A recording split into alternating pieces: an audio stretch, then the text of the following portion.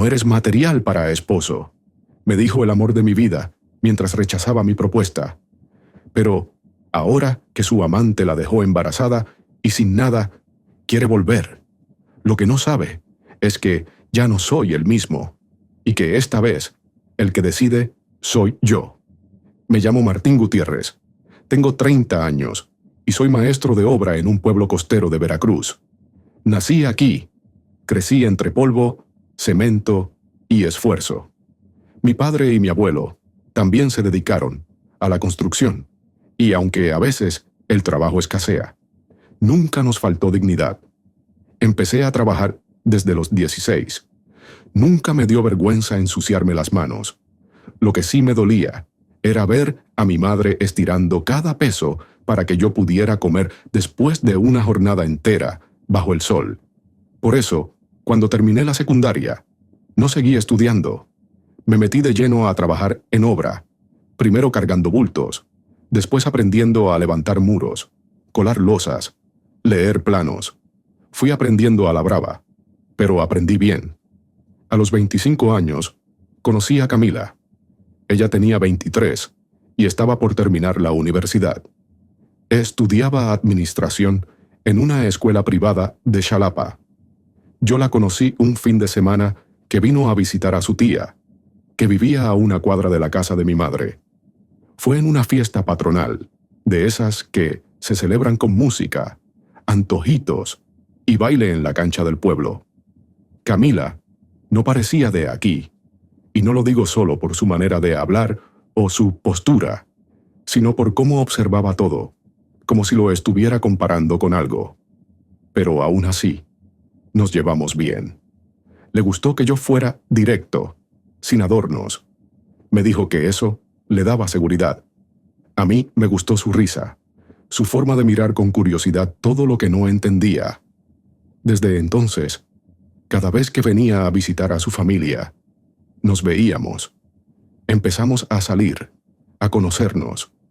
Yo la llevaba en mi moto a los miradores, al malecón, a comer pan dulce con café por las tardes. Ella me hablaba de sus clases, de sus sueños de tener su propia empresa. Yo le contaba de las casas que estaba ayudando a construir, de cómo quería algún día dirigir mi propio proyecto. Durante los primeros años, todo fluyó sin problemas. Nuestras diferencias sociales parecían no importar. Ella decía que admiraba que yo fuera trabajador, que no me quejara de nada. Me repetía que el dinero no lo era todo, que lo importante era el esfuerzo y la honestidad. Y yo le creía, confiaba en ella. Con el tiempo, empezamos a hablar de planes, de mudarnos juntos, de formar una familia, de construir nuestra propia casa. Yo sabía que debía mejorar mi situación antes de formalizar algo, pero ella decía que el amor era suficiente. Así que trabajaba más, ahorraba lo que podía, pensaba en un futuro que imaginaba compartido. Sin embargo, cada vez que hablábamos de casarnos, ella cambiaba el tema. Al principio fue que quería terminar la universidad. Después, que necesitaba enfocarse en una maestría. Luego fue que su familia esperaba mucho de ella y no quería decepcionarlos. Yo trataba de comprender. No quería presionarla. Pensaba que, en cuanto me estabilizara económicamente, todo fluiría naturalmente. Pero la vida no siempre sigue los planes de uno. Justo cuando terminé una obra grande, en el centro, de esas que pagan bien y con tiempo, llegó una racha mala. Empezaron a escasear los trabajos, llamadas que no llegaban, promesas de contratistas que no se cumplían. Me mantenía con chambas pequeñas, un techo aquí, una cocina allá. Nada estable, pero no dejé de intentarlo. Fue en esa época que tomé la decisión. Aunque mi situación no era ideal, sentía que Camila debía saber lo serio que era para mí. Pensaba que, si me veía dar ese paso, sabría que hablaba en serio. Así que una noche, después de cenar tacos de la esquina, caminando por el malecón bajo la luz de los faroles, Le propuse que nos comprometiéramos. No tenía anillo caro, ni mariachi, ni fotógrafo escondido, solo mi palabra y todo el cariño que le tenía. Ella se quedó en silencio. Me miró con una expresión que nunca había visto antes. Luego bajó la mirada y me dijo: «Eres una buena persona, Martín, pero no sé si eres el hombre con el que quiero casarme». Sentí un vacío en el pecho, como si alguien me hubiera quitado el aire. Le pregunté qué quería decir con eso.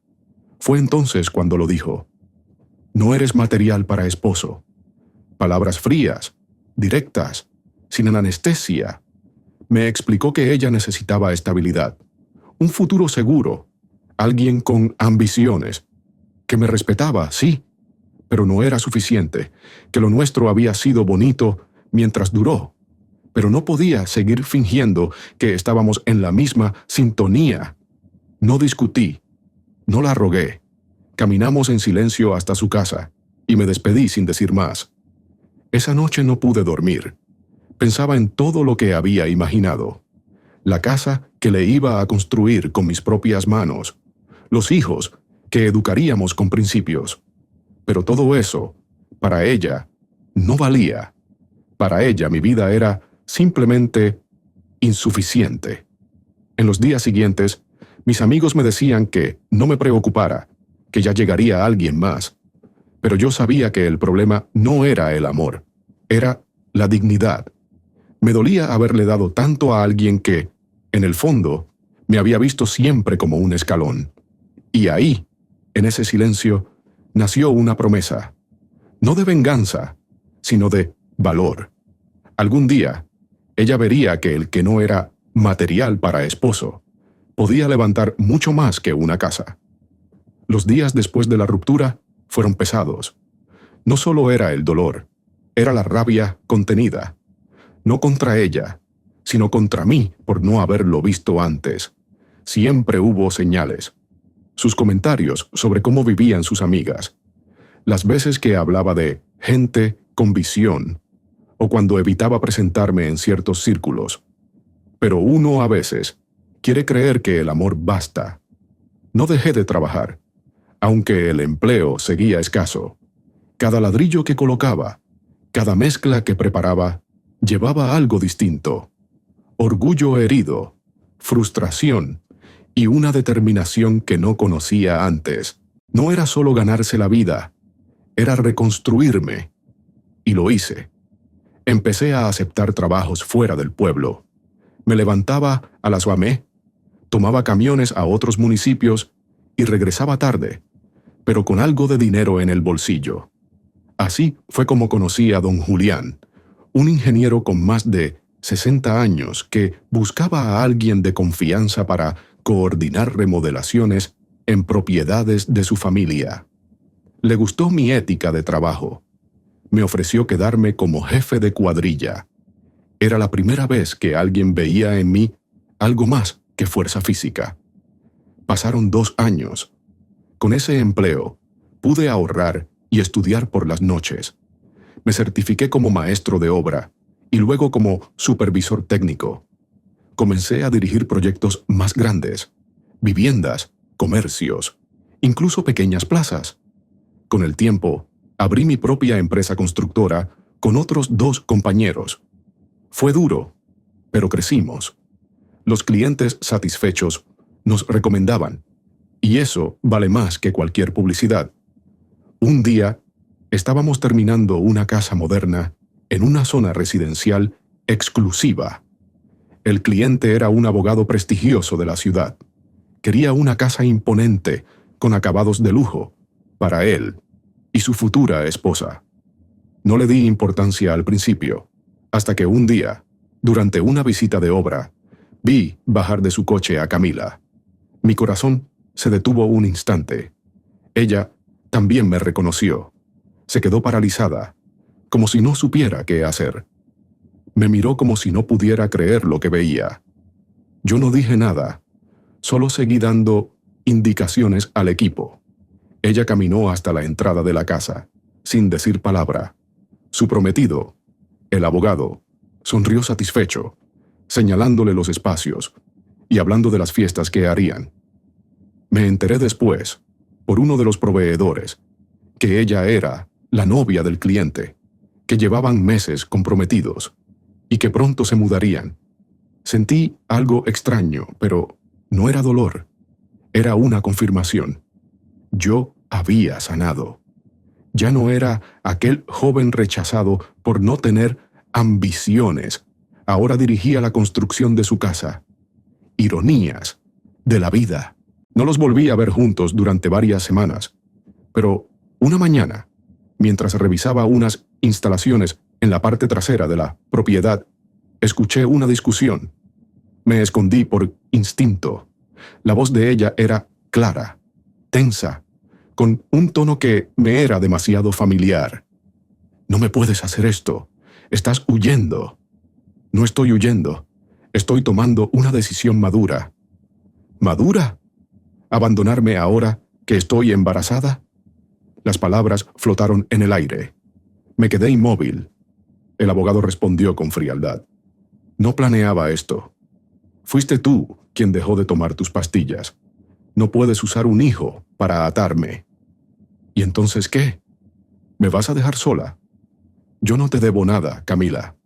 Sabías desde el principio que esto era algo casual. Me alejé en silencio, sin que me vieran. Volví al área de trabajo como si nada. Pero por dentro, todo había cambiado. Ella lo había dejado todo por ese hombre, y él la acababa de dejar sola, embarazada. Lo que más me impresionó no fue su situación, sino que ahora necesitaba algo que solo antes había despreciado: estabilidad. 3 días después, Camila apareció en la obra con el rostro desencajado. Me pidió hablar. La llevé a un rincón apartado. Estaba pálida, con ojeras y una expresión que no había visto en ella nunca. Martín, yo no tengo a nadie más. Me equivoqué. La escuché en silencio. Me contó todo. Cómo había dejado su ciudad, cómo su familia se había distanciado al enterarse del embarazo, cómo el abogado, ese símbolo de éxito que ella tanto admiraba, la había abandonado con la excusa de no estar listo para ser padre. Pensé que estaba asegurando mi futuro, dijo con la voz rota, pero terminé perdiéndolo todo. Tú siempre fuiste bueno conmigo. ¿Podemos hablar, aunque sea como amigos? La miré, no con rencor, sino con una lucidez que no había sentido antes. Entendí que ya no era aquel joven inseguro que se preguntaba por qué no era suficiente. Ahora era un hombre completo, no por lo que había logrado, sino porque ya no necesitaba la aprobación de alguien que nunca supo valorar lo que ofrecía. Lo siento, Camila. Espero que salgas adelante. Pero yo ya no estoy en ese lugar. No le grité, no la humillé, solo le mostré que el tiempo sí cambia a las personas. Ella se quedó unos segundos mirándome, como queriendo detener el momento. Luego se marchó, y esta vez no sentí pena, sentí paz. Después de aquel encuentro con Camila, no volvió a buscarme. Al menos, no de inmediato. Pero en un pueblo chico, todo se sabe. Me enteré por una clienta que la habían visto de nuevo con sus padres. En la ciudad, la madre, decían, la había recibido a regañadientes. El padre ni la saludaba. El abogado había desaparecido por completo. El futuro que ella había perseguido se le esfumó como agua entre los dedos. Yo seguí con lo mío.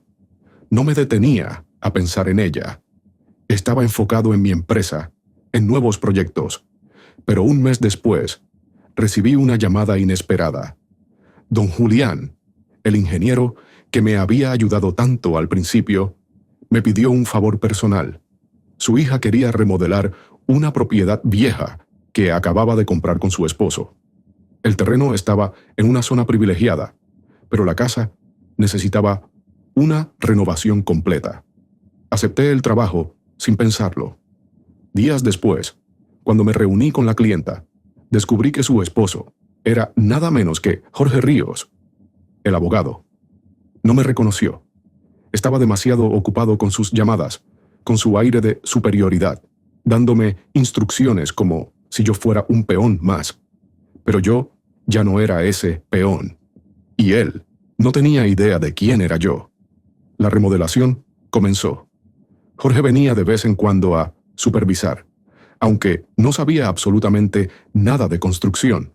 Su esposa, en cambio, era una mujer amable, sensata. Me preguntaba por detalles, tomaba en cuenta las recomendaciones, confiaba en mi criterio. Había respeto mutuo, algo que con Camila siempre estuvo condicionado. Un día, al final de una jornada de trabajo, recibí un mensaje por WhatsApp. Número desconocido. El texto era claro. ¿Podemos hablar? Por favor. Camila. Dudé. No quería abrir viejas heridas, pero algo me empujó a responderle. Quedamos en un parque público del centro, donde la gente suele caminar por las tardes. Llegó con el vientre ya notoriamente avanzado. Caminaba despacio, pero con la mirada baja. Se sentó frente a mí y no habló de inmediato. Finalmente, lo hizo. No vengo a pedirte nada.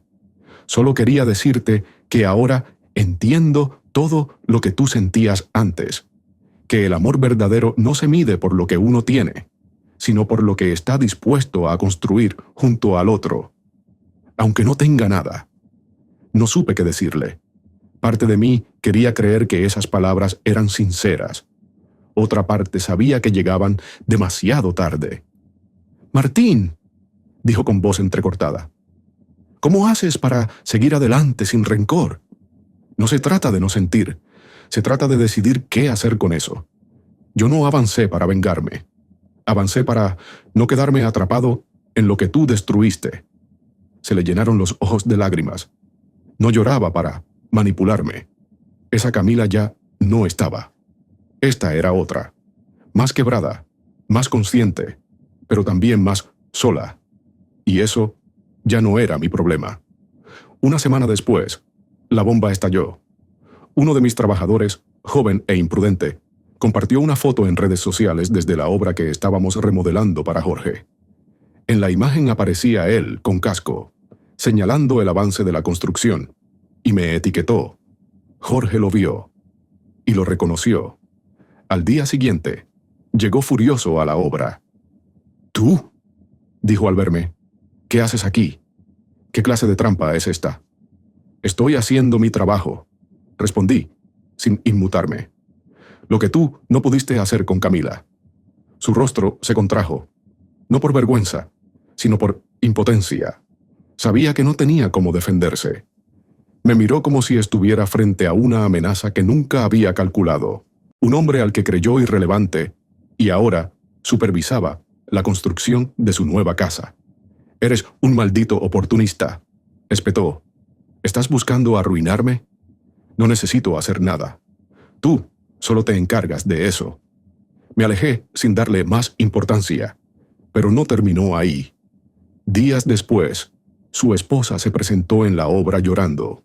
Jorge la había engañado con una mujer de Monterrey, embarazada también, y ella lo había descubierto gracias a un mensaje que él envió por error a su celular.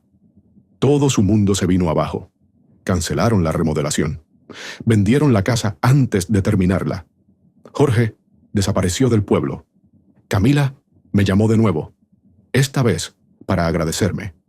No por haberla ayudado, sino por haber sido quien siempre fui, incluso cuando ella no supo valorarlo.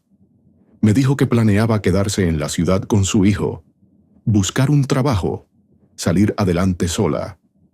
«Ahora sé lo que tú intentabas construir», me dijo, «y sé que lo perdí por mi propia ceguera». Le deseé lo mejor. No le ofrecí ayuda, ni palabras dulces, ni una segunda oportunidad, porque la dignidad no se negocia, ni siquiera cuando hay sentimientos de por medio. Volví a casa, encendí la radio de la camioneta y me fui directo a una reunión con un nuevo cliente. Tenía otro proyecto en puerta, otra vida que seguir construyendo, y esta vez sobre bases firmes. El nombre de Jorge Ríos desapareció de los periódicos, de las reuniones sociales y de los eventos jurídicos en menos de 6 meses. Lo que no desapareció fue su historial de demandas. Su ex esposa lo denunció por fraude con recursos compartidos del matrimonio. La mujer de Monterrey también lo llevó a tribunales por abandono y reconocimiento de paternidad. Y pronto el apellido Ríos dejó de ser sinónimo de prestigio para convertirse en un chiste entre abogados. A mí no me alegraba verlo caer. No lo odiaba, pero tampoco lo lamentaba. Cada cual recoge lo que siembra. Y Jorge sembró mentira, deslealtad y arrogancia. El silencio con el que Camila soportó todo fue la muestra más clara de que había tocado fondo, y lo sabía. Yo, mientras tanto, me enfoqué en seguir creciendo. No por venganza, sino porque ahora tenía el control de mi vida.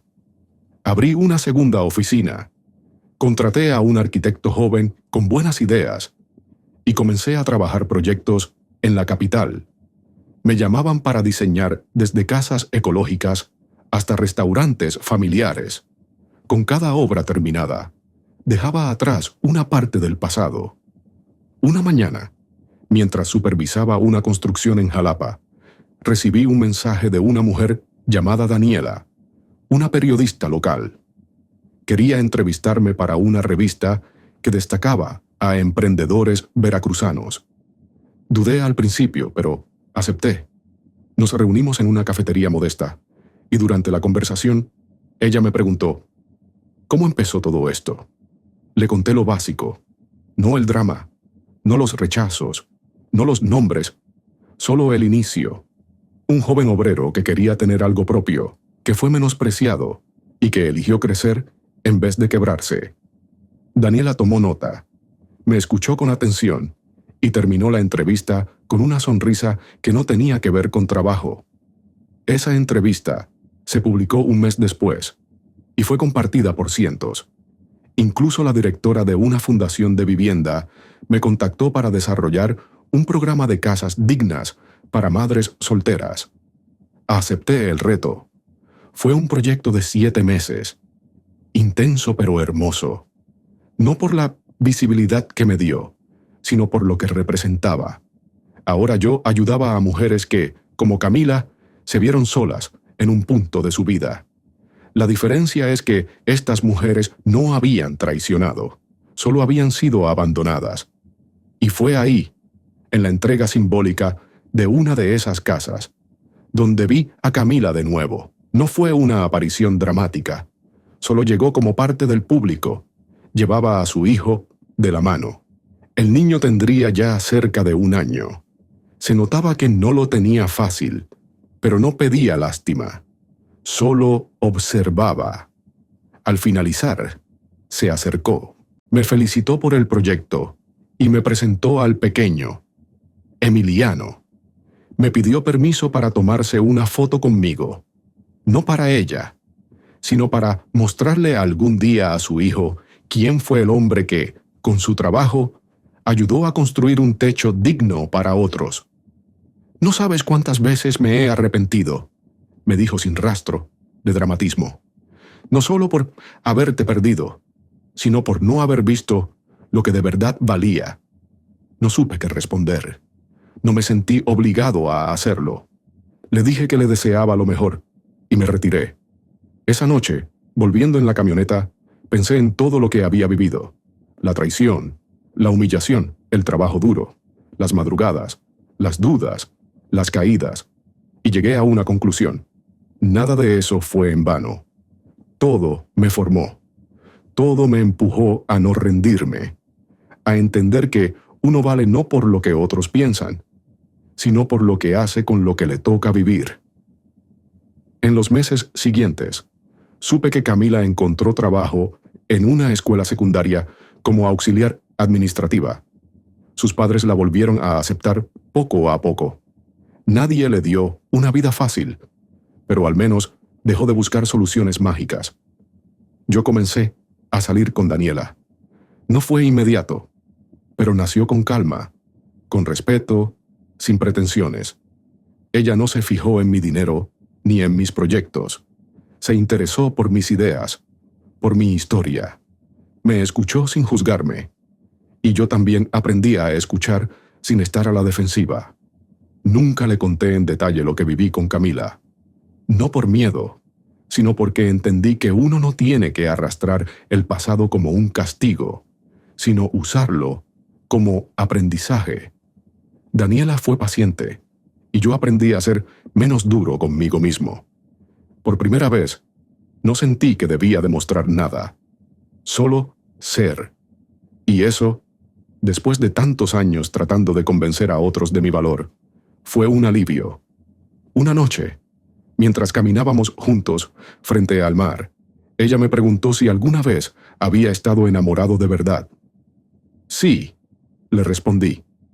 Y también estuve ciego. Pero aprendí a construir, no solo casas, sino también mi paz. Ella me apretó la mano y no preguntó más.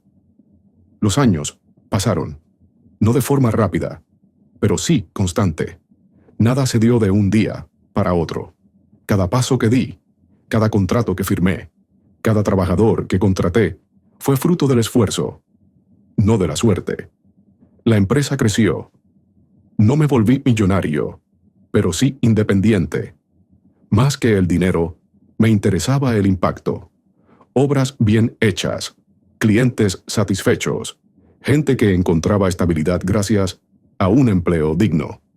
Con el tiempo, dejé de supervisar directamente cada construcción. Contraté ingenieros, arquitectos, técnicos jóvenes a los que yo mismo formé. Mi función cambió. Ya no era solo construir casas, sino formar personas. Y esa fue mi verdadera satisfacción. Daniela y yo nos casamos en una ceremonia sencilla, rodeados de amigos y colegas. No hubo lujos, pero sí, verdad. Ninguno fingía ser algo que no era. No había expectativas ocultas, ni condiciones disfrazadas de amor. Era una relación basada en lo que ambos habíamos vivido y en lo que decidimos construir juntos. En uno de esos encuentros familiares, conocí a los padres de Daniela. Personas humildes, trabajadoras. El padre era carpintero jubilado, la madre, enfermera retirada. Me recordaron mucho a los míos. Conversamos largo rato sobre el valor de ganarse la vida sin deberle nada a nadie. Me miraban con respeto, no por lo que había logrado, sino por cómo lo había hecho.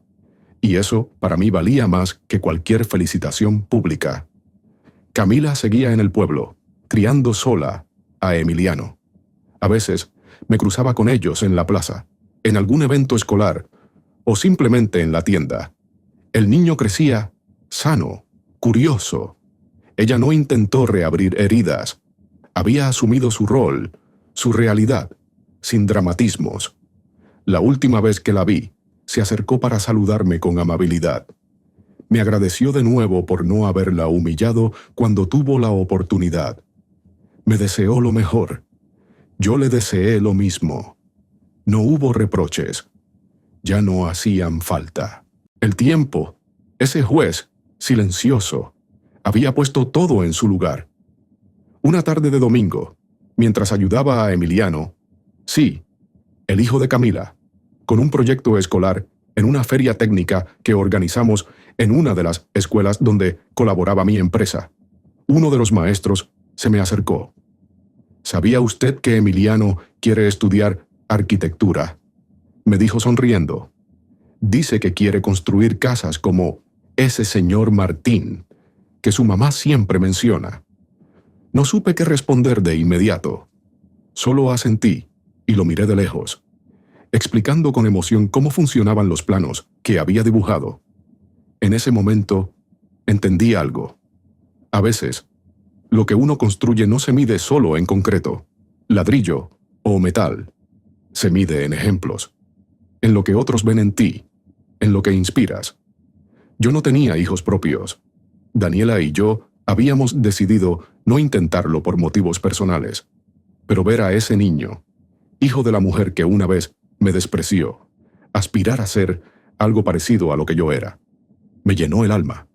Y no era una ironía, era justicia. Justicia no en forma de venganza, sino de transformación, porque la verdadera victoria no es que el otro se arrepienta, sino que tú ya no necesites que lo haga, que tu vida tenga valor por lo que hiciste con ella, no por lo que te hicieron. Ahora, cuando me preguntan por mi historia, no empiezo con Camila, empiezo con lo que aprendí, que la dignidad no se negocia, que el amor no es suficiente si no hay respeto, y que uno no tiene que demostrarle nada a quien no supo ver tu valor. La gente te mide por lo que ve, tu ropa, tu carro, tu casa, pero lo que realmente te define es cómo reaccionas cuando te menosprecian.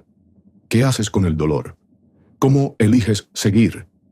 Yo elegí construir, y ahora, cada muro que levanto, cada techo que instalo, es prueba de que sí era material para esposo, para líder, para hombre, solo que no para ella, para mí mismo.